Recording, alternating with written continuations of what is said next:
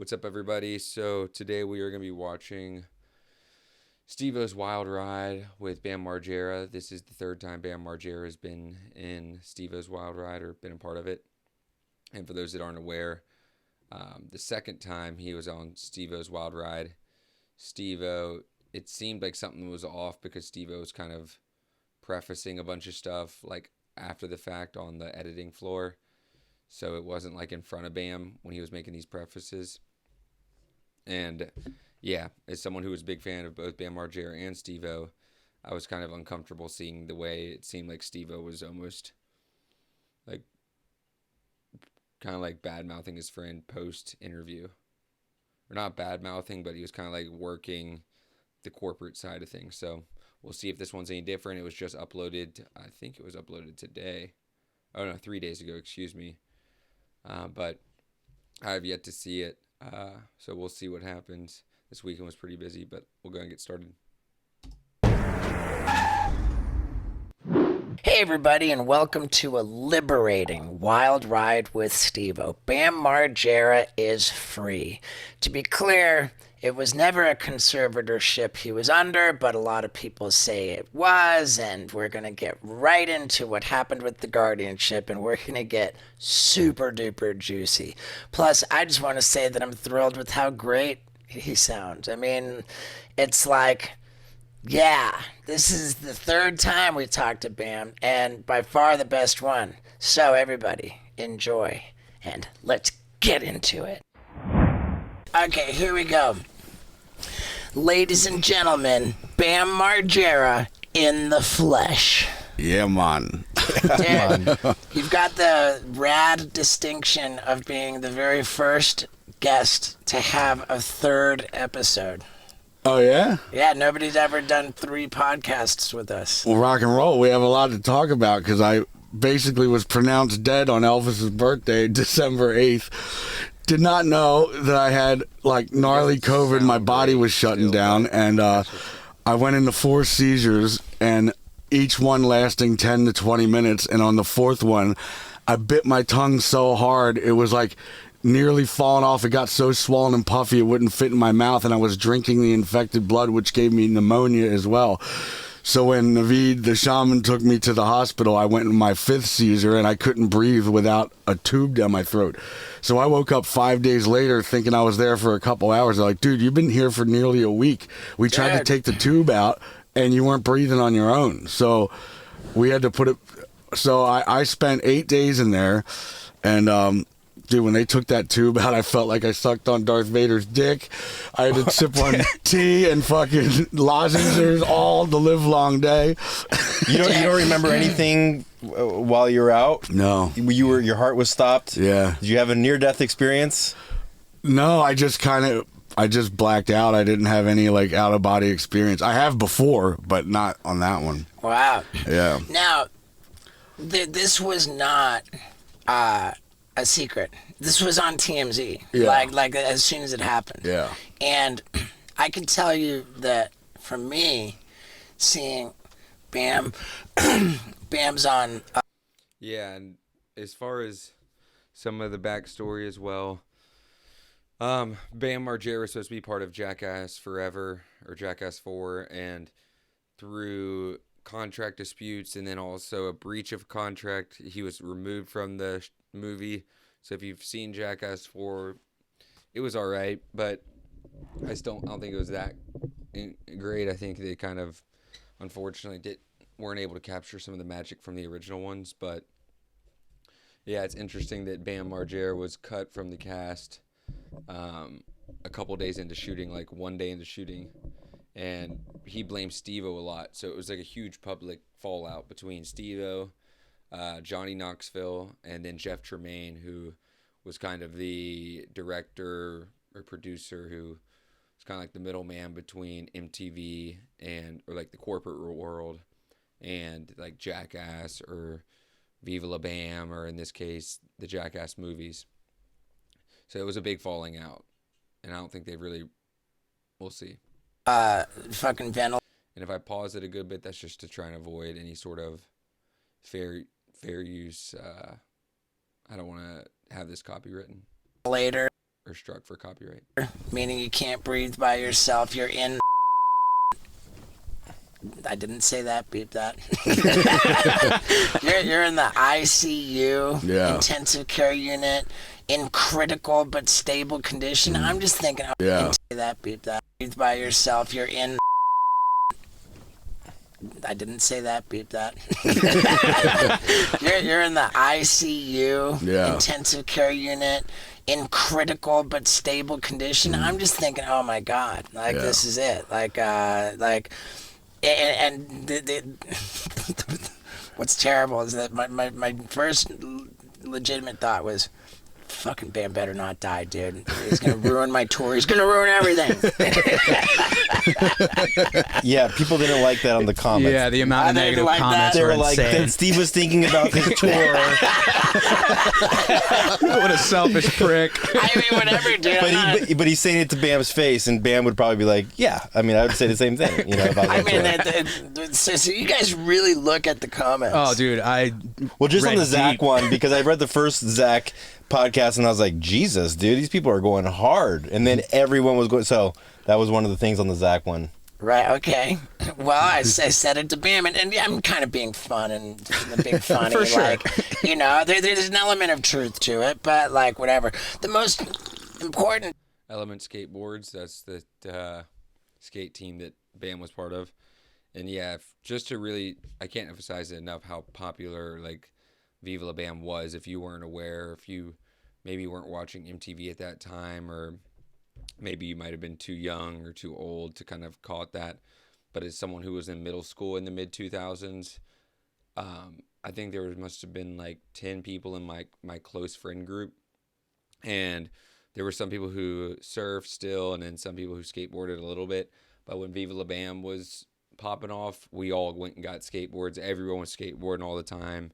Everyone wanted to try and grab video cameras, and like it was before the cell phone video camera craze took off, but it was always it was a movement. You know, there's an element of truth to it, but, like, whatever. The most important thing is that Bam's not dead. Yes. And, Jesus. That's important. I used to be an EMT. That's slightly important. I used to be an EMT, and one of the stats that they gave us was when somebody has a seizure, every 1 minute of seizing, you lose the same amount of oxygenated blood as running a marathon. Oh, yeah? So, like, when somebody has a seizure for, like, a minute, and then they're, like, doing the 1,000-yard stare afterwards, like, because they're dead fucking exhausted. Yeah, man. I had to, like, drink molasses to coat my throat. I sounded like you for like a good 8 How did you get the voice that sounded like you sucked on Darth Vader's dick? Was it swallowing that fucking goldfish? I don't know, Or maybe man. all those Yeah. all those senior week parties that you got paid for back in the day. Everybody I just suck Bashing- at talking. and your thing was bashing beer I over your know. head and then drinking it, rocking the Slayer. Dude, it turns out hitting yourself in the head is not good for you. Like, Yeah. yeah. You Or think? welcome yourself to every town. I think what made Steve-O's voice like that, which I think Bam knew it too, but he was kind of like poking fun, but not trying to overpoke it.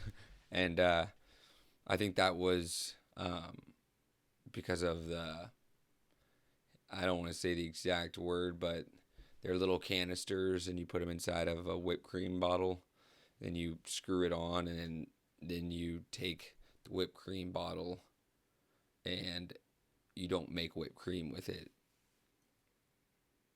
You go, and that's about as much as I can explain without worrying about any sort of copyright or any sort of strikes. But yeah, I think that's what really messed up Steve-O's voice, and I think he even mentioned that too in a different interview. Down in England and then getting choked out and passed out until you got knocked out. Yeah. Yeah, what was on tour? That was when I was on tour with Don. Welcome to Brighton, England. Go. Welcome to Bristol, England. Go. Do you remember were you choked out by Gene LaBelle in the Yeah. first movie? Yeah. Yeah, we all were. That was intense. They said it was too dark to put on TV Yeah. just because, like, But he Don, basically, like, died and then came back, and then you're just like, whoa, what just happened? They're like, this is too dark to put on TV. Right, even in the movie. And when Gene LaBelle does it real quick, that's his deal. So fast. He gets you unconscious so fast. And yeah, they didn't want to use the footage, but having had the experience. And that's an interesting thing too. What they're talking about there is when it was very dangerous, but like it'd be like when you inhale and exhale in rapid succession, and then someone compresses your airway. So basically, you're out of oxygen. It's like kind of like if someone put you in a sleeper hold, but your body's like more apt to going to sleep because of lack of oxygen. So I remember like when that was being talked about, like in the mid 2000s, or when that was kind of like a popular thing for some reason to do, because you'd like pass out. But it was very dangerous because it's like you'd be passing out from lack of oxygen, and it's like sleeper holds aren't a safe thing exactly. And these were basically sleeper holds, but even more apt to go to sleep. Experience, Ryan Dunn felt totally qualified to just go around choking people unconscious himself. It made me so uncomfortable. We were on tour, and he would be like to the audience, "Who wants to come on stage and get choked out?" And I'd be like, "No, dude, Dunn, don't do this. This is awful. This is awful. Don't do it." And he would just do it and do it. And then one day, I was just awake for enough days in a row on drugs. I was like, "Okay, dude, I want this footage. Done. Choke me out." Then choke me out again, 6 times in one day. Wow. When you were in your drug heyday, didn't you have like 3 to 4 apartments down on Martel in Hollywood? One was a complete skate park, one was filled with vodka and grapefruits, and then the other one was like a fuck pad. No grapefruit, dude. Vodka and Budweiser. Yeah, I saw footage of you there one time when you were trying to sleep. But do you remember that footage? Yeah. And you were like, "Nah, dude, just let me go to bed." And like they're pulling your pants down. Yeah. Where we stripped you, Nick. I don't know if we ever did anything. And let me know down in the comments section below whether it be on Twitch. I do have a Twitch pulled up. But yeah, let me know down on Twitch if you remember exactly what he's talking about with those apartments. But yeah, to have the 4 apartments set up the way he had them set up, and what a literal wild ride that was. But the guy who's the co-host with him, I think that guy he had met through AA or through NA, which, if you're not aware, Alcoholics Anonymous or Narcotics Anonymous. But I think that's who Steve-O ended up like working with, was like a sponsor basically. I'm pretty sure at least somebody who was in recovery as well. Thing with that footage, man. We've got a lot of footage. We're gonna make a video of our Steve-O and Bam's craziest moments together, like all time. That's gonna be epic. That's gonna be a banger. And speaking of posting footage, you posted footage of you in this can't breathe situation right before you went to the hospital. Yeah. And then I think you deleted it. Yeah, somebody made me delete it just because they thought that it was happening at that moment when it was like 8 days before. So I didn't know that somebody was filming it. I was like, you know what? This should just be documented in case there's going to be some kind of documentary in the future. Because I always get my phone stolen or whatever, and then I completely lose all the footage. And, like we said, they wouldn't let the Gene LaBelle shit on TV, but how come they could let my x-rayed little mini hard dick in February, my 2-inch hose be shown without an issue? Right. It was when I broke graphic. my tailbone, I got an x-ray at the hospital.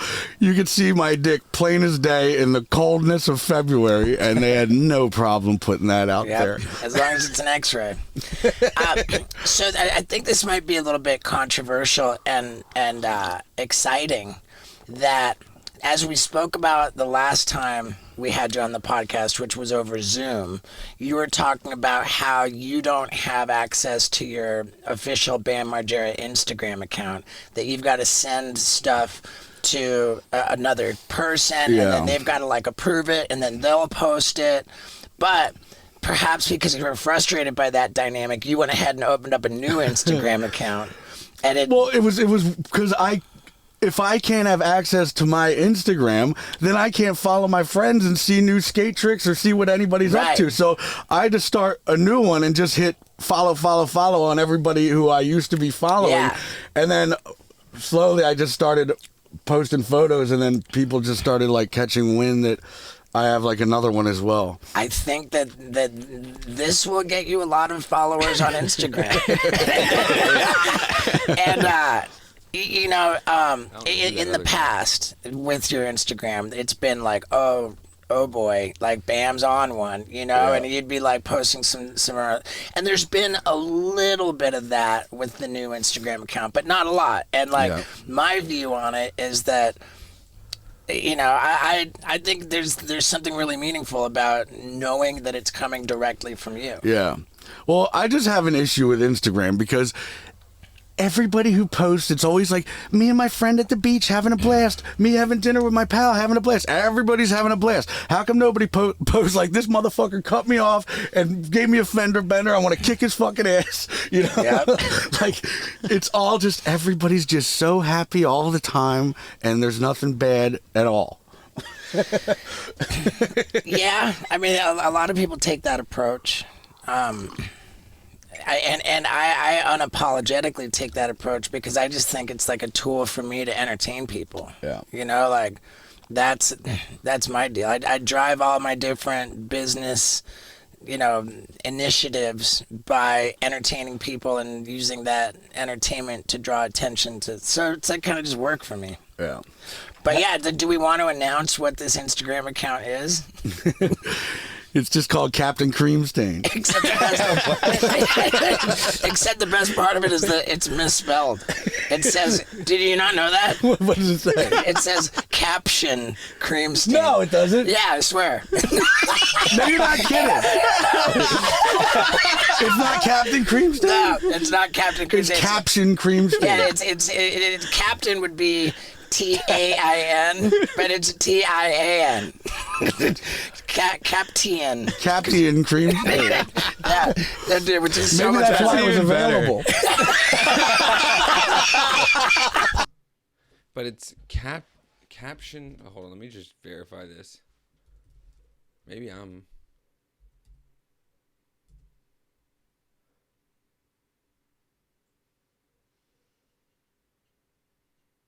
Yeah, that's not caption.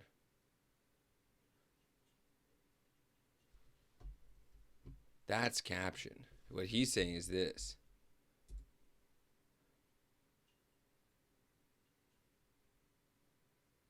Cap tie-in. Everything's taken, everything. Yeah, wow. Dude, that is so classic. Dude, I'm really I did not enjoying. know. Man. I'm really enjoying talking to you. Like you are clearly in a good place, man. It's warming my heart. I think we can agree that a warm heart feels good, but not as good as a rock hard boner. And you know what I'm talking about, baby. I'm talking about Blue Chew tablets. If you're not aware of ingredient action, actually is of Blue Chew at Blue, go to a doctor's on supply of Blue Chew tablets are on. If you want, though, check it out. Blue Chew, BlueChew. On their way to you. You just got to pay $5 for shipping. So if you've ever wondered if it's a good time, I can assure you by going. And I was like, well, when I got out of treatment, I was like looking really forward to living near the shaman who was making me hike 5 a.m., 5 miles up a mountain, sometimes 8. And I lost 30 pounds in 20 days. And, you know, we would do these ceremonies and shit. But he said that the house connecting to his house was available. And I'm like, this is perfect. So it's pretty much in Escondido in the middle of nowhere. But it's around a lot of skaters, like the Dern brothers is close to Hawk's house. Chris Cole, yeah, Colin McKay, Danny Way. So, you know, I could always visit them. And I actually haven't skated yet because I hyperextended my elbow with the bone sticking out. My arm is still crooked, and I broke my wrist for the 15th time. So I haven't been like ready to skate yet. Was that the video that you posted where you broke it? Yeah, and it was just a 4-foot mini ramp, but some little shit ass waxed the half pipe coping like a fucking Eskimo iceberg. And of course, like an idiot, I don't practice and do a couple 50-50s or fakie rocks first. I just dropped in right to a pop, shove it, tail stall to revert. When I revert, it slipped out so bad I went and like all my weight went on my elbow and it bent back the wrong way. And then of course my wrist got broken for the 15th time as well. So my wrist was in the shape of an S, and then the bone was sticking out of my hyperextended elbow as I'm trying to make it to the hospital. They had to give me propofol, the shit that killed Michael Jackson, to kill the pain. Was that in Florida? Yeah. I think that was on TMZ too. That's been a while since then. Yeah. And I mean, whatever, dude. Like skateboarding, it's our love, like, but it's such a. Well, I also noticed that if you're. I like how Steve said it's our love. I mean, Steve is good at skateboarding. I can't disparage that, but compared to Bam Margera, that's like.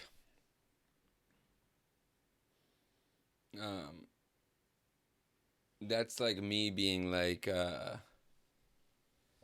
I'm trying to think of like that's like me and I was watching a Sneeko video earlier. Trying to think of maybe someone a little bit. Yeah, Danny Duncan, who actually did a video with Bam Margera not that long ago. That's like me being like, oh yeah, you know, me and Danny Duncan YouTube, and it's what we love to do. It's like, well, Danny Duncan really YouTubes. Like Bam Margera really skateboards. Steve-O and me are kind of like on the, like, yes, maybe to some degree we can say it. And Steve-O, again, he was pretty decent at skateboarding. But it's for him to say, like, oh, you know, skateboarding's what we do. It's like, is it? Any kind of overweight whatsoever, even if it's 5 to 10 pound. I mean, picture trying to kickflip a pyramid that you could do first try holding 2 10-pound weights. It's going to take you 30 to 50 tries as you throw your board and get frustrated. So I don't want to begin doing that again until I'm up to par. The shaman said when he's done with me, because I committed to 90 days with him, he said, I'm going to look like a Greek statue. So I'm like, all right, then I'll be ready to skate. Cool, man. Because I don't want to be any kind of top-heavy off balance, which is what the doctor in treatment said. He said, if you're any kind of depressed, are you depressed? I'm like, if I am any kind of depressed, it's because I'm top heavy and I can't balance on the skateboard how I used to, and it's very frustrating.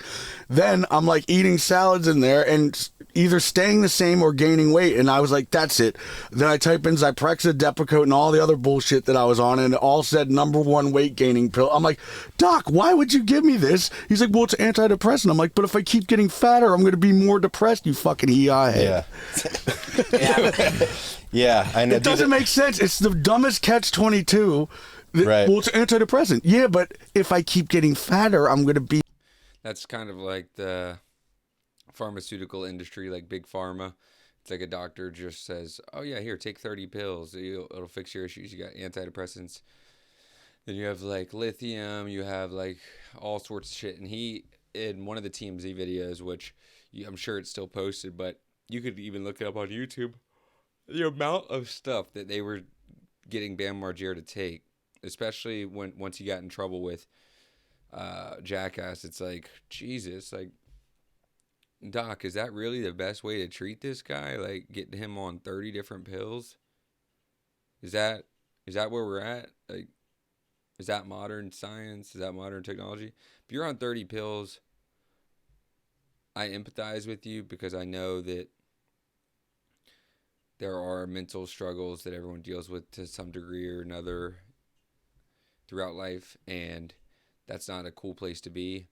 But ultimately, you're going to want to try and shift away from prescriptions. Or it's like a good friend of mine said, he passed away, and it was related to prescription pills, ironically, or unironically, maybe I should say. But something he told me is that you should never need a pill to live your life, or you should never need to take a pill to live your life normally. Think about that. Be more depressed. Right.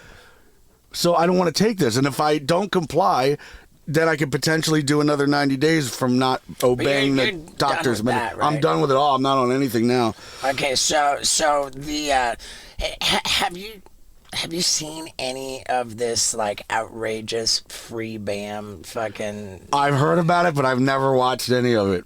Nope. Where is it? Is it on Reddit? Is it on the comments? Where do people? Where are you seeing it? Just if you Google it, I mean, I don't know. I don't even. I'm not even going to point anybody anywhere. But like, I told you what I said on the last episode of this podcast about how like the misconception is that people were taking advantage of you, like stripping of your rights so that they could help themselves to your money. But that did not fucking happen. Yeah. Well, I can't even tell you honestly what the truth is because I hear different stories from everybody who I trust to the point where I don't even know who to trust anymore. You know what I mean? Like, all right, what's what's a conflicting account that you're not sure is true? just the fact that that's a good question. Well, I mean, I don't know if I want to. we can evaluate it after. we're not trying to put anything out that you're not comfortable with, but I'm just interested to know what. Well, I was already on my way to treatment in Sierra Tucson, Arizona. That was a good. And well, I was already. You can tell. That was a good exchange. I'll give credit to Steve-O on that one because even though it was a question that made him feel uncomfortable, I find it interesting to see, like, I guess, like human interaction in a way. And like in this case, you can tell Steve-O made him feel uncomfortable, but then he like brought it back and was like, well, look, like we don't want to put you out there. Like I'm just curious as like someone who wants to help. And you can tell Bam's like more open about it then. I'll play it once more real fast. What the truth is because I hear different stories from your rights so that they could help themselves to your money, but taking advantage of you, like stripping of your rights so that they could help themselves to your money. But that did not fucking happen. Yeah. Well, I can't even tell you honestly what the truth is because I hear different stories from everybody who I trust to the point where I don't even know who to trust anymore. You know what I mean? Like, all right, what's what's a conflicting account that you're not sure is true? just the fact that, well, I mean, I don't know if I want to. we can evaluate it after.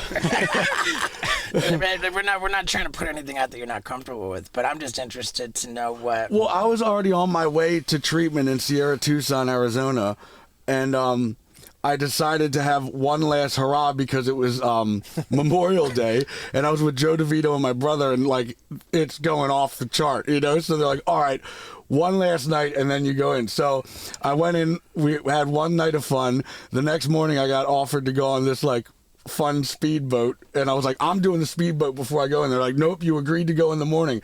And I went on the speedboat. Somebody found out and Baker acted me, which means I had to pay $150,000 more, and I tried to get out of that in Arizona, so I went to Florida. And if you say anything wrong in Florida, such as, dude, this guy won't shut the fuck up, he's super annoying, I'm going to kill myself if he doesn't shut up. You're going to kill yourself, hands behind your back. No, I'm just saying he's super annoying. I'm not really going to do that. So, is what I said was, I haven't seen my son in 200 days. If he's not on that airplane, I'm going to jump off a building. They're like, put your hands behind your back. I'm like, for what? They're like, you're going to kill yourself. I'm like, I have a movie called Jump Off a Building Before Jackass, and I do just that in the pricker bushes and pools. I didn't kill myself in there. I'm just saying I miss my kid. Was that the TMZ footage of you at the airport? I mean, there were a number of episodes, and I think I can help with this. And I'll give credit to Bam Margera too because he has dealt with a world of turmoil, and is someone who had unlimited resources like Bam Margera did, where the amount of money MTV was paying him at one point, he was basically the Rob Dyrdek before Rob Dyrdek was Rob Dyrdek. Like I bet Rob Dyrdek was probably like seeing Bam Margera when he was at his peak and thinking like, man, like that guy's got it going on. But Bam Margera to go from where he did to now and still be alive to like even just tell these stories is crazy. Same with Steve-O, but man, for Bam's case, it's like he was into some hard stuff too, and his streak lasted a long time and was amplified with Ryan Dunn's passing. Whereas I think Steve-O had already kind of cleaned up when Ryan Dunn passed, but Bam Margera losing his best friend, he reminds me a lot of another one of my friends who passed away under similar circumstances, which was prescription pills and drinking and stuff, and he reminds me a lot of him.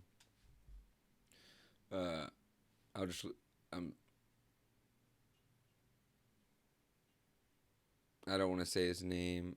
I'll just say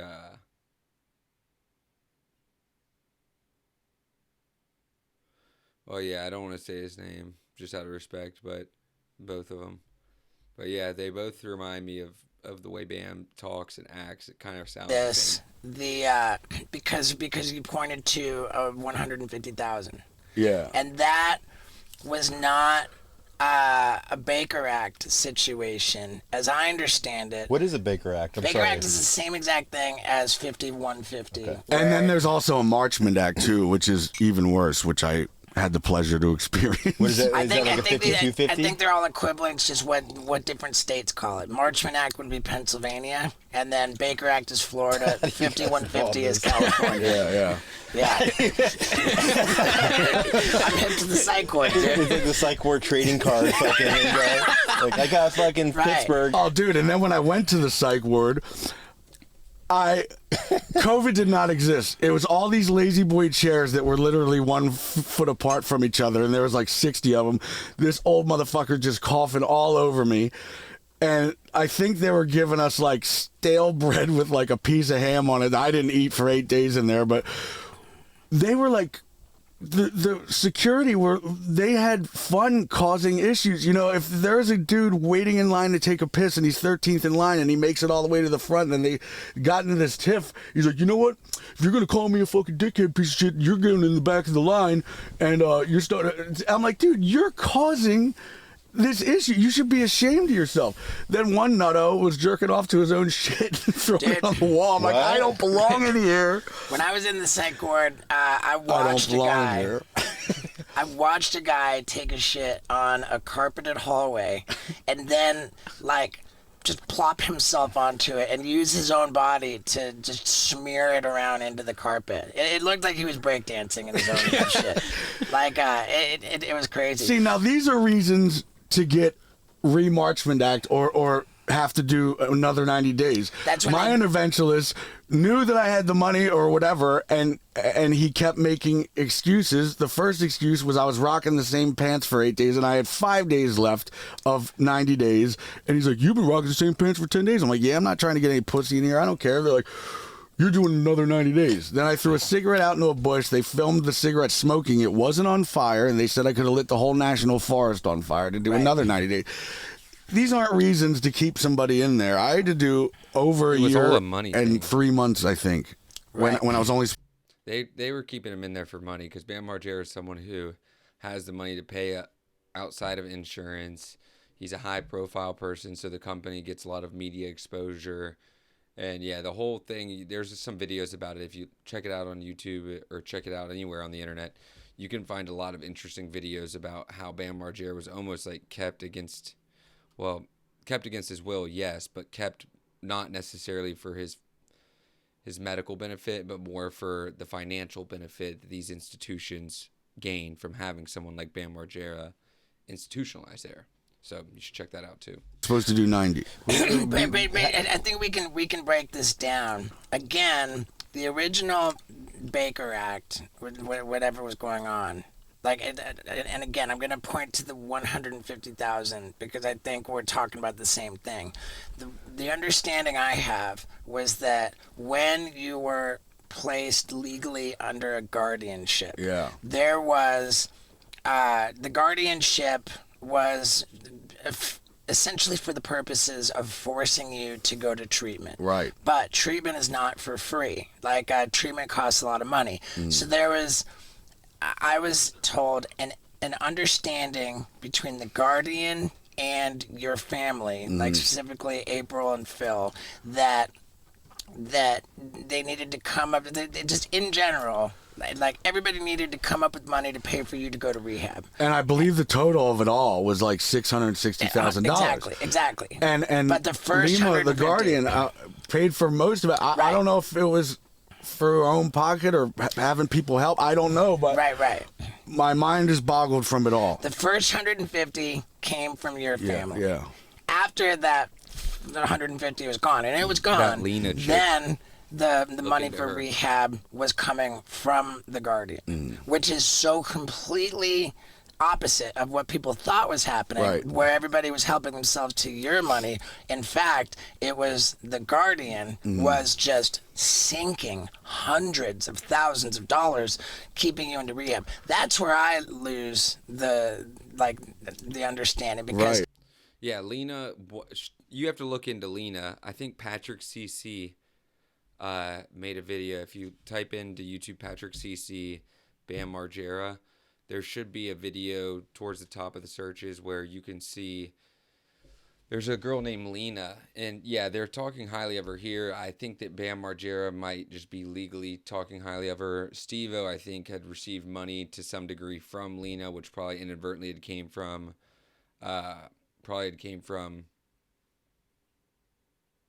Bam Margera to begin with. So Lena is kind of like funneling money out of Bam's accounts in a way where it's not quite noticeable to the same degree.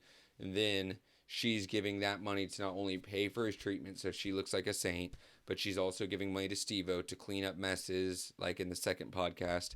It's a whole messy situation, but that Lena person's shady.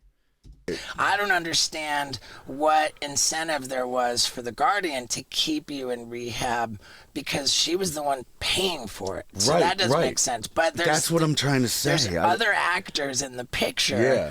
who seem to clearly be benefiting somehow by keeping you in rehab. Like, oh, that's another 90 days because you flicked a cigarette. That's another 90 days because you're wearing the same band. I don't know what the incentive was for those third-party actors. Yeah. But clearly they weren't getting into your bank account either. Yeah. So that's where I get confused. But it's what also confuses me is that treatment is supposed to get you like off drugs. So they're like, what's your issue? I'm like, well, my issue is alcohol and Adderall. I've been prescribed to that for 13 years.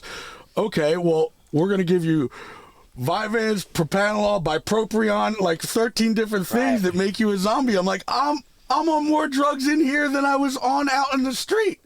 I remember when I got sober, man. They called me Medicine Boy Yeah. in my rehab, because like it looked like a bowl of cereal. It looked like Lucky Charms or some shit. Do you remember what you were on when you were in there? I remember Depakote being one Me of too. them. I was on that. Yeah. What does that do? Do you, I mean, like it would make me a zombie. wide Like I angle would is be like in interesting. groups and I'd be like nodding like a off. GoPro. But then there was these side effects of like, you And know, it made me so let's super say fat. Depakote might give you diarrhea. Now you have to take a pill to not give you diarrhea, but then the side effect of that pill is that you get headaches, and then you have to take another pill to get rid of the headache. So you're constantly just taking more and more shit to get rid of the side effects of whatever they're giving you. It's crazy. who called you Medicine Boy? just the other like in the morning Dr. you would Quinn go and Medicine in Boy. to like if you had any meds, you weren't allowed to have your own meds in rehab, so you would go into like the rehab office and like sign out like what your meds were. And so there would be like a line of people getting ready to take their meds, and the people in the line would see what I was taking in the morning, and they would be like, holy God, Medicine Boy. How do you know, like, it was like a meal of I don't get it. You want breakfast? Like, no, I'm full, And dude. dude, I put on all kinds of weight. Was it a long process getting off of all of that? You know what? Like, you're supposed to really pay attention to like weaning off. Like, Yeah. with it was a combination of like legitimately just forgetting to take my meds.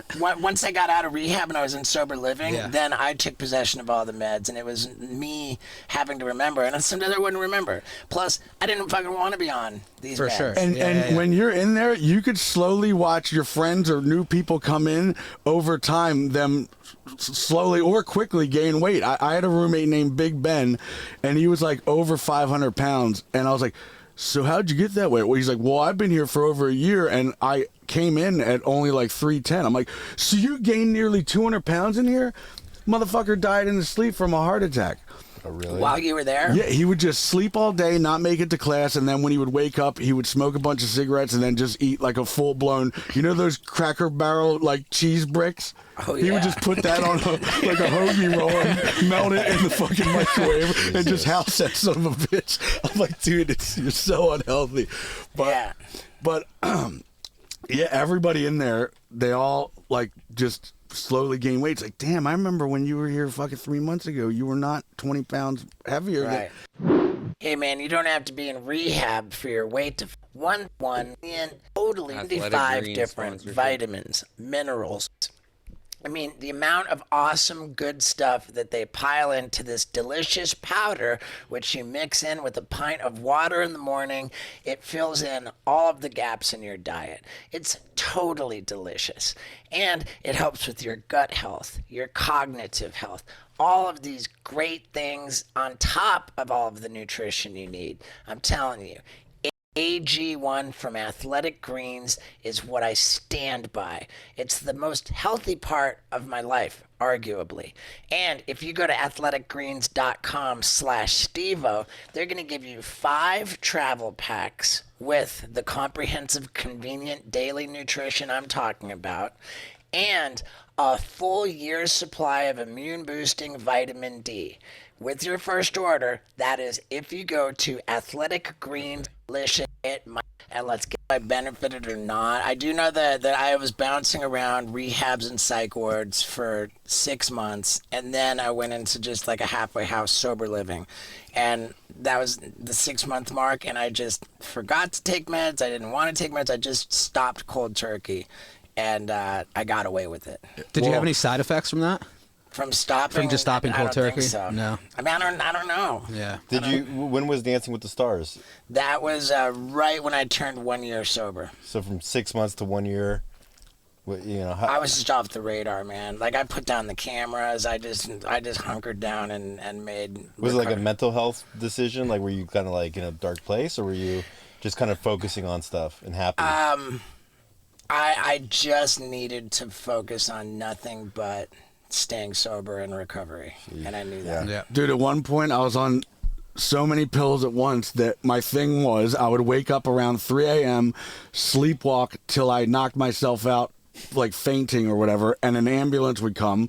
They'd take me to the hospital, check my head, do an MRI CAT scan, realize that I'm A-OK. The very next night, same thing, same time, I'd knock myself out, sleepwalk. I did this for a week straight, to the point where when I did it the 8th time, I fell down the stairs this time and I re-broke my elbow and wrist, which was already in the cast. And I told them that I really need an ambulance this time. They're like, every time we call an ambulance, they always give the MRI to let you know that you're A-OK. And they would send me the bill, which I found out later was $2,000 each time. So I was like, this time I really have to go. This shit is re-broken again.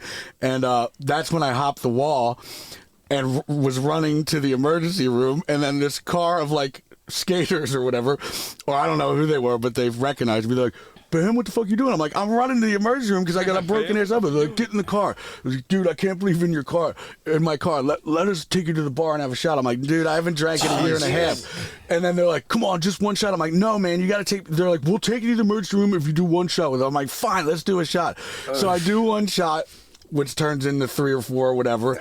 But then I get my x-ray, thank God, because that was proof of. But anyway, the cops got me. They checked my breath. I had alcohol in it, which got me Baker-acted again. I had to go to the fucking loony bin once again. Was this when you were in Florida? Like, you went to. There was like a sports bar, and then there was like. It's funny how at the beginning of the podcast, Steve-O didn't really want Bam to like cut or didn't want to cuss at all, and like Steve-O even bleeped out him saying the F word.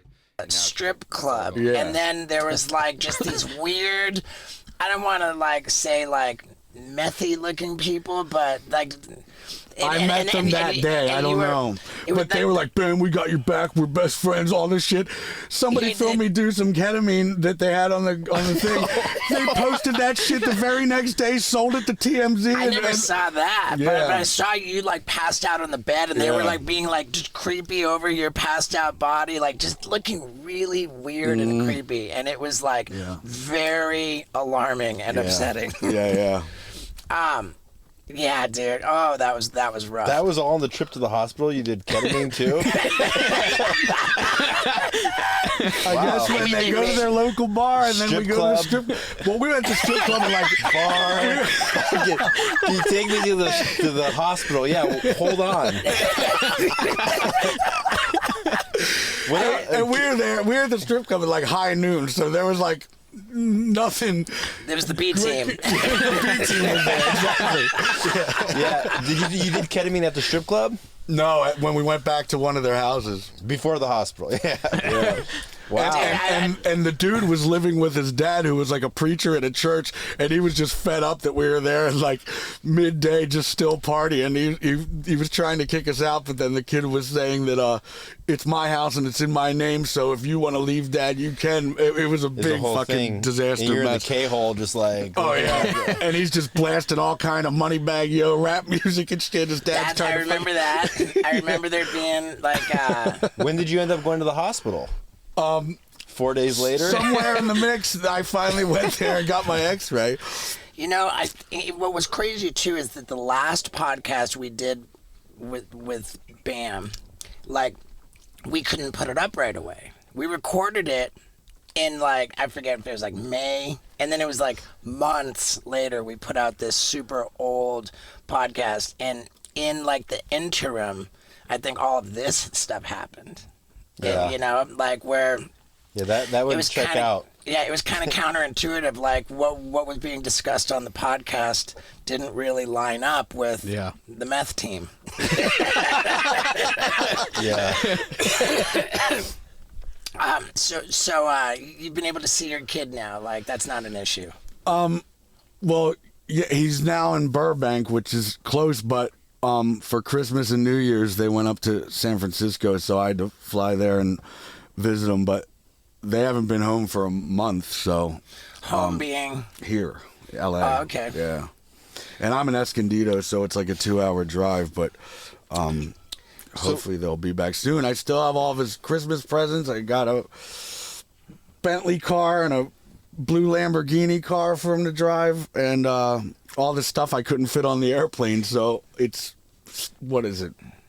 Whatever date it is, I haven't been able to deliver his Christmas presents yet. It's still the holidays, dude. We're good. Yeah. How old is your son? He's 5 on Christmas. So, Damn, yeah. 5. Wow. Yeah. So he's like, when is your first memory? It was like 6, right? Mine was way before that. Yeah, mine was like 3 or 4. Yeah, I think I remember like seeing snow for the first time when I was like 2. Yeah. Wow. Okay, maybe like I vaguely remember 4 or 5, but I remember I used to hold my breath until I passed out, and I said that. you too. And my mom was like, "That's crazy. You remember that because you were like 2 or 3." Trying to get high before you I get was any trying drugs. to get high. My gateway drug is oxygen. Starting young. Yeah.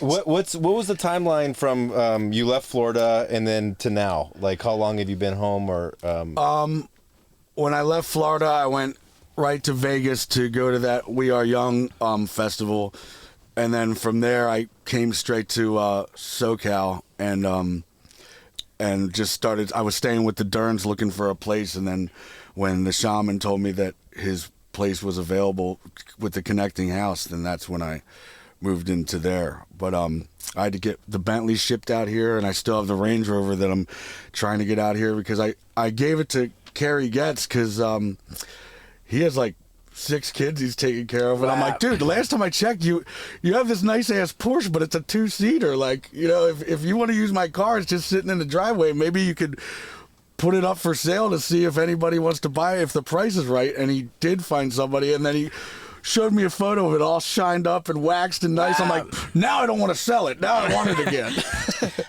He better not crash it. There could be beef. How's your relationship with Novak these days? It's good. Good. Yeah. That makes me really happy. Yeah. And you're able to see your son. Are you getting divorced? Well, that was a very personal question that I would only ask a close friend. But here's a question I would ask anybody. Are you still wasting money on overpriced shaving products?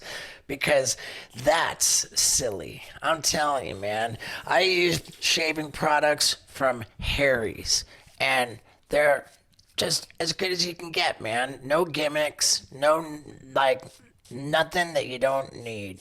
And I'm telling you, I love them, and they've got the best deal ever. Their deal just got better and better. I'm talking about the Truman shaving kit. Ergonomic shaving bucks. I love it. shaving color for what you're doing to it. The issue, You're like, there's we're this just, weird. it's just, the issue was, I was like, Nikki, when I get out of Florida, I will move anywhere with you except LA, because SoCal is where Sheckler's meetings are. It's where I hike with the shaman, do ceremonies, and all of my sober skater friends are there. If I'm in LA, it could trigger a relapse. So I'm not moving there with you. I'll move to any city except there. And then I'm like, oh, so you finally got a place? Well, what town? She's like, Burbank. I'm like, Nikki, that's Los Angeles. I'm like, I'm not moving there with you. So we're just like, I don't know what you want to call it, but It was weird on man, TMZ. that's They rough. said that that Nikki filed something the custody related. I wonder if Ryan Sheckler. Let me check real fast. Ryan Sheckler, sober.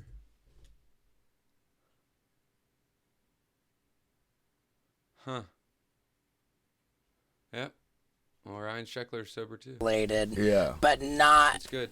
divorce. Right, Like she right. wants to be married. Yeah. But she wants like custody of your son. Yeah, well, the thing that I'll always hear about, and she'll never let it go, is that when we got into this argument, which was basically about nothing, she has this thing where she answers questions with questions, and she talks in circles, and she beats around the bush. So this went on for 3 hours. Nikki, it would mean a lot to Danny Way if you come to his going away party, because he's moving to Hawaii for good.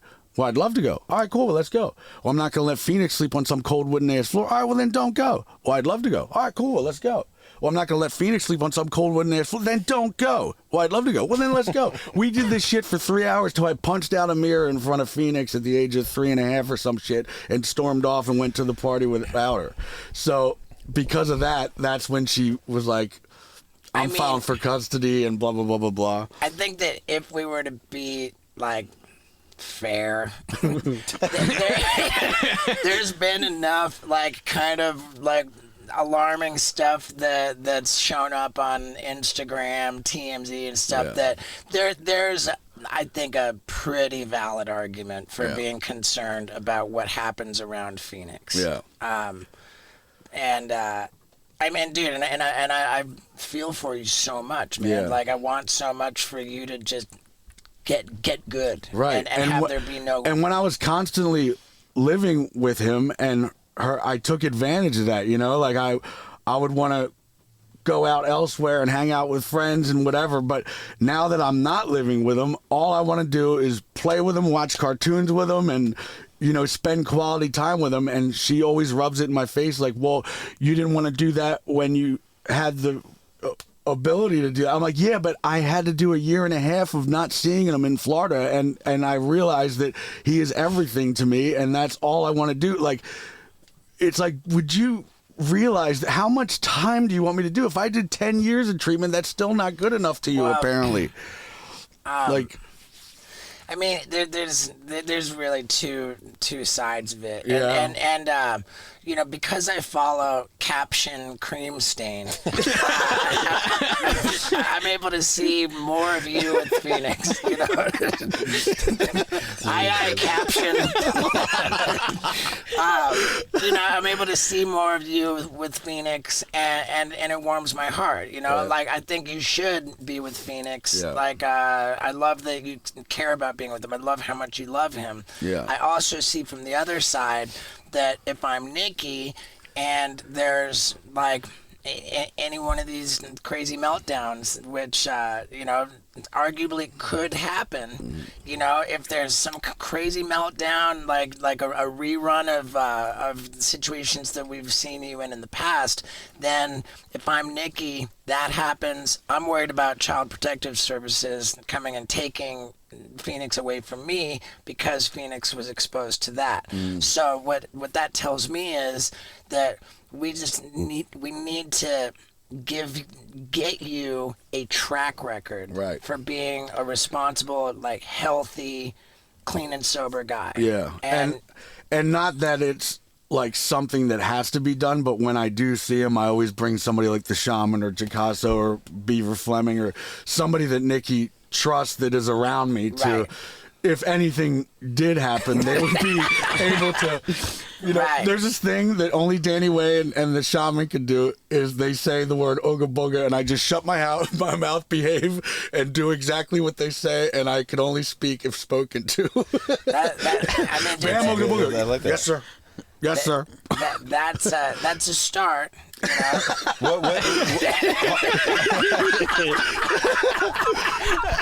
know? How long have you been at the Shamans for? And because you said you're doing 90 there. Do you have a plan for after? You want to stay there longer?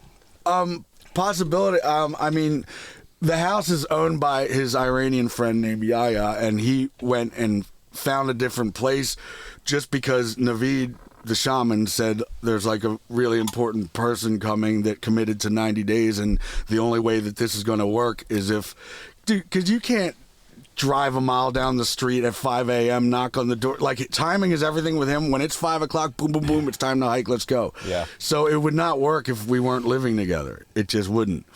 I could already see that from a mile away. So we painted his whole garage, bought a sauna, an ice bath, and a hot tub, and all this stuff. So, we got the whole setup going on right now. It's pretty dope. Hell yeah, dude. Yeah. How cold is the ice bath? Well, we just got it all, and he's now building like a frame around it, like a wooden frame. But Scott does that Yeah, every I bought day. that. Yeah. Oh, really? Yeah, I just bought a sauna, yeah. an ice bath, and a jacuzzi. So the only thing we've done so far is the jacuzzi and sauna. The ice bath is still getting Dude, built. it's the best sleep probably I've ever had in the my best. life. Oh yeah, but man, it's hard to get the fucking. It's hard to get. You just got to get in there. Mine goes to 33 degrees, and so like you get in there, but I can do like 2.5 minutes. Yeah. But I'm trying to get Steve in there. Dude, I'm scared, man. It's the best, dude. It's like a natural dude, high. Naveed will take me to the. Sometimes when we don't hike, if my legs are too sore, we'll go right to Encinitas at 5 a.m. when it's like still dark out, and he just gets right in the water and chills in there for like 20 to 30 minutes. I go in for like a second. I'm like, all right, I'm wet. And then I run back out. I'm like, how do you have the tolerance to do that?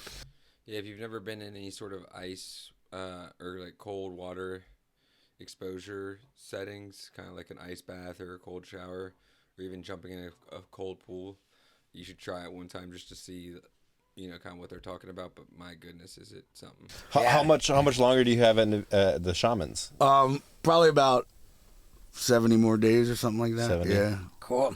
Are you gonna be able to like break out for a week and come on tour? Yeah, I'm sure if it's a week, I could do that. I just know that when I was in the hospital for 8 days, he's like, dude, we got to get you like seriously healthy. You need to like sign a contract with me that you're going to commit to that. I'm like, yeah, all right. So I back that. yeah. So Naveed came up with a wellness agreement? Yeah. Well, one that actually is one that I'm not set up to fail. Right. Yeah, are you gonna be able to dip out for a day and do like an autograph signing with Steve? Yeah, 100%. That'd be cool. I mean, we'll be able to do that down south, so. Yeah. Yeah. I mean, dude, I love it, man, and I'm rooting for you so much, dude. I mean, there's always good seeing you come by the warehouse, dude. Like, Yeah. we like having you down south. Yeah. Yeah. I like just the whole SoCal vibe. There's so many people always up to something. I've been hanging out with your buddy Zeke, the only one that could do a kickflip on a surfboard, by the way. That's Finger flip. Oh, is it finger flip? Yeah. He does like Superman finger flips. There are people who do kick flips on surfboards, but I don't know that Zeke does that. He does finger flip. He's so rad, dude. I can't even stand up on a surfboard. I've tried over a dozen times You now. know what it is? I can't paddle hard enough, and I always get skipped by the wave or get pounded by it, and I'm never in the right spot. Dude, I used to surf all the time, and then there was like a 6-year period where I couldn't stand up, and it was my belly. And then all of a sudden I dropped like 30 pounds, and we were at the wave pool in Waco, and I was getting up on every wave. I'm like, I just couldn't stand up with my belly. Yeah. Yeah. And if I'm in the water for too long, even with the wetsuit on, my fingers cramp up. Was it carpal tunnel or something? I don't know what it is, but they cramp up, and I can't move them, and it gets really painful. Yeah, fuck. It's just cold water. Yeah. It's just cold. So yeah, we've got tour dates coming up. Well, you better act quick because. Oh, dude, we're gonna surf this river in Bend. Oregon, Bend, Oregon. Oh, that yeah? might be fun. That's dude, I'm where stoked. I'm stoked. We were supposed to try to you're bring gonna you on surf tour. it. Yeah, it's like Because I kayaked down one. It was gnarly but fun. I did it with Steve Fisher, the pro. That was right before we were going off the 101-foot waterfall, Malaco Falls. You did that? Oh yeah, it was terrifying. The 101 foot. Yeah. Dude, Yep. I'll be super stoked. I think it'll be really like just healthy. Yeah. Like to come out to we'll get you some stage time and really work on Yeah. On your act. Yeah. I think that like I can't write your comedy for you, but I really think you should frame start by kind of giving some context, like who you are, Right. and if you say, hey, everybody, I'm Bam Margera. I'm the Britney Spears of Jackass. Like, I just think that, I just think that that's kind of fucking hilarious. Like, people, and just get into it, like, I think that for your comedy, it makes sense to dive right into the juicy shit. Yeah. I think that by like owning up like what a train wreck it turned into at And times. what is funny is when she shaved her head and then had to get a guardian and was throwing the umbrella at the paparazzi. I had an artist at my house saying, I'll paint you whatever on your garage door or in your skate park. I'm like, I want Britney Spears at her worst moment with the shaved head and the umbrella. So he painted this big, massive thing in the skate park of that. Only to find out that what comes around goes around, and karma bit me straight in the ass because the same fucking thing happened to me with the guardian and everything. And I'm like, man. Yeah, talk about your trip to the hospital. That's, Well, I mean, which one? There's many of them. Right. The one where you did ketamine before you went. Yeah, well, I mean, dude, the psych ward, I visited you. We went to when you were in the psych ward. Yep. And I've been to the overwhelming majority of the rehabs that you were in to visit you there, too. And I've been to some, like, fancy ones and some, like, gnarly ones with some nutto people. I almost miss the nutto people because the fancy ones, there's nothing really to talk about and everybody behaves himself. Like, I almost miss my roommate, Kyle, who would just be like, the first thing he says to me is, Bam, you from Philadelphia?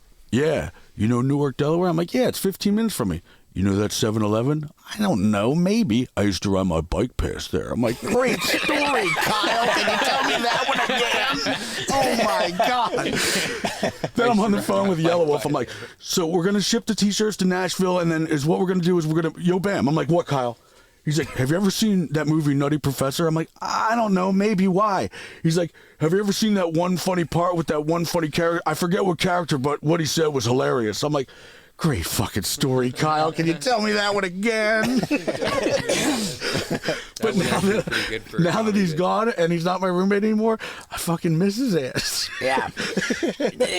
Rehabs really are, like, some are fancy and some are dumps, and like the way that they work is exactly the same way as a gym. Some gyms are like expensive for the membership, they're super fancy, like beautiful people, and some gyms are just dumps. Yeah. And like one is not better than the other. Like any gym is as good as the work that you put in the gym. Exactly. And so like you can get sober in a dumpy ass rehab. Yeah. You can get, it's just a question of if you do the work of recovery. Yeah.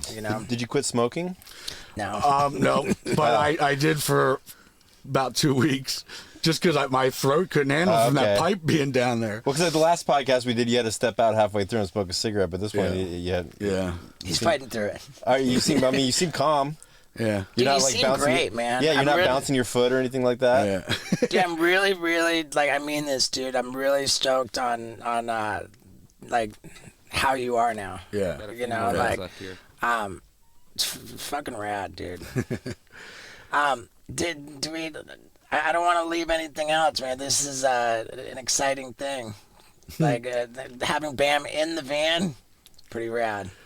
Well, I saw the the Wee Man versus Steve-O skate thing. Maybe, Yeah. maybe when dude, these hikes are gnarly. Like I step on the scale and then I do the hike. I'll come back and drop like a bunch of like 3 pounds sometimes, you know. Yeah. And but yeah, we should have a skate battle.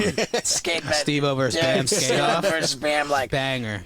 I think that's a huge banger. Yeah. That's what we should talk about is like strategizing some YouTube content. Yeah. You know, like it's such an opportunity for you to just build a huge business empire by creating content. Yeah. Like if I were you, I would be less concerned about really trying to push the boundaries of skateboarding. Yeah. And more concerned about developing the art of storytelling. Yeah. You know, and really letting your audience, your fan base, sort of join you on your journey of where you're actually at. Yeah. You know? And like when I was living in Estonia for a year, I didn't skate one bit, and then it got so dark in the wintertime. The sun comes up from about maybe 10 a.m. and then gets dark at around 2, and it's always dark, and sometimes I would sleep through the daytime. I was so depressed. I'm like, I'm going straight to Barcelona. I'm living with Winkle, and I'm going to start skating again. And when I was skating every day, I learned every trick back, and I was starting to learn new shit, but always is what happens is I twist my ankle or some shit, and then I'm out again, and then I have to relearn everything. It's so frustrating. I was at the level of like, I've learned all my tricks back. I'm on point. I'm on balance. Now I can start to learn new shit again. Sure enough, I twist my ankle, and then that's that. I would urge you to be very careful about tying your happiness, your self-esteem, you know, like your mental health to your ability to skateboard. Yeah. You know, because being realistic, like, dude, we're old. Oh, You dude, know, and we're slamming hard. I was just at the barracks yesterday. Right. This motherfucker slammed so hard. He missed his whole board on the 12-stair rail. His feet landed on the rail, and he just went right to his face and chest. I would have been like, dude, I would have been out for a month from that. He just sat there for a minute like, oh, and then he got back up and started trying it again. I'm like, dude, if that was me, I would have been out for like Tony Hawk. He ripped his his femur. Yeah, He snapped his he's been in a cane for months now. Yeah, he just had rehab surgery. But yeah, skateboarding's a young man's game. Yeah, and let's look at how much more you are than a skateboarder. Yeah. You're way more than a skateboarder. Like, you are a musician, dude. I cannot say enough about how epic your Eavesdroppers album was. Like that, I love it so much. And you have an absolute music career. There's no question about that. You're a movie director. You're a music video director. Like when Jackass started, I was so just jealous of you. I was like, man, Bam has this charisma. Icon. He's got this personality that people would know him. He everywhere. can make a video. He can just as popular, if not more, than Steve-O. You were able to make footage completely hilarious, completely awesome, without having to really do anything. What happened was, when I was younger, anytime I would set a goal, even if it was a gnarly goal, it would always get accomplished before the deadline of what was in my head. I'm like, after a while, I'm looking at all these sports cars in the driveway, like 12 of them, and I'm like, I got to cover Transworld, got to cover Slap, got to cover Thrasher, got to cover... I have no more fucking goals. Wow. I'm just going to go to the college town in Westchester and just party my ass off. Until I just stopped caring. I got a tattoo called Professional Pilot Shit on my hand.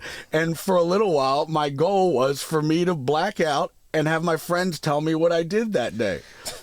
All right. And I thought it was funny until I was editing myself, thinking that I'm getting gold. I'm like, oh, I got gold last night. Yeah, I can't wait to edit it. I'm like, oh my God, I just told this dude the same story 4 times, and he's so fed up with it. Yo, did I ever tell you the time when... Yeah, you did 3 times already, Bam. Well, let me tell you it again. Like, this is not gold footage. I need to stop. Right. I mean, dude, I know that inside of you is the most creative, capable, motivated, just completely rad artist, you know, like you don't have to ride a skateboard like at a professional level to be successful in business, to be successful as a father. You know, like both of us have decades of footage of stories to tell, you know, of videos to make, and I just really and dude, anything that I can do to help you to produce content, to just find like a rhythm in the way forward where you can be thriving. Like, I mean, dude, the potential you have to thrive in the digital world with the YouTube and with the rest of it, and to build businesses which all of the digital content drives, you know, like there's a million businesses that you could be starting. There's a million like videos you could be making, and I just want you to kill it, and I want to help you kill it, and I think that we could probably just wrap this up right now and go and draw on the whiteboard and figure out what the next move is. We'll rock and roll. Yeah, dude, I love you, brother. I love you too. Dude, you look good, man. Thanks. I don't know about you, but that left me feeling really good. I think that was by far the best BAM episode of the 3. And, you know, I feel a lot better about that than the fact that our last week's episode, the first ever Wild Ride episode with no guest, which was super juicy, got age restricted on YouTube. Oof. Because when I was going on that gnarly rant about the death penalty, I might have overused the F word. Apparently I said the F word so many times in a short little space that you got to be 18 years or older signed into your YouTube account to consume it. So if you didn't see last week's episode, go ahead and click right here. Yeah, dude. Because, man, that one was killer, dude. It was killer. Yeah. And we'll see you next week. We got some crazy stuff coming up. Wild Ride's going to get real wild. Steve-O's laugh at the end's awesome. Yep, so that will do it for today for this segment. I appreciate you watching this. If you're on Twitch, I appreciate you watching the live stream. If you're on YouTube, I appreciate you being here this long. You can see right here, episode 119, episode 11. You can always check those out. I think this one was the best out of the ones I've seen, which is all of them. Definitely better than the second one. The second one was a mess. But that happens, and we keep moving forward. But yeah, I appreciate you being here today. We got some more videos coming out later. We got another day of Spanish and another day of the Subtle Sound book review or chapter review. We have chapter 13 today, I believe. So lucky number 13. We'll see how that goes. Yep, the Taste of Zen.